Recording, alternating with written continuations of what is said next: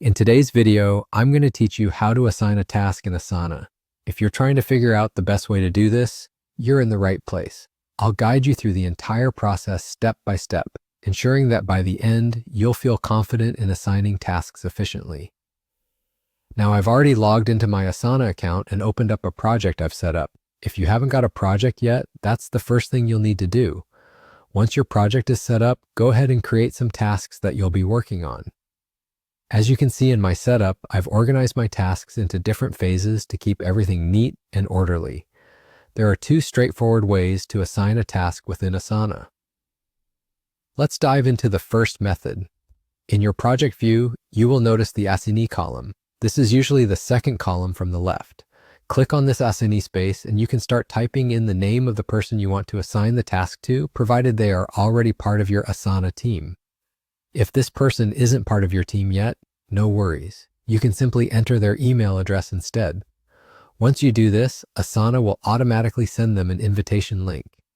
This invite allows them to join the project and accept the task, making the process incredibly smooth for everyone involved. Moving on to the second method. Sometimes you might want to delve a little deeper into the task details before assigning it. For this, double-click on the task to open the Task Details panel. On the right-hand side of the panel, you'll spot the Asana field. Hover over this area and you'll see a prompt saying something like, "Add an assignee to designate this task's owner." Click on this field and once again type in their name if they're part of your team, or use their email address if they need to be invited. And there you have it. You now know two easy methods to assign tasks in Asana. It really is that simple.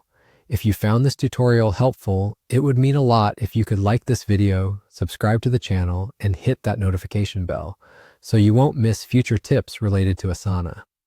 I also have a growing playlist of Asana tutorials, so if you're just starting out with the tool, I encourage you to dive into those resources.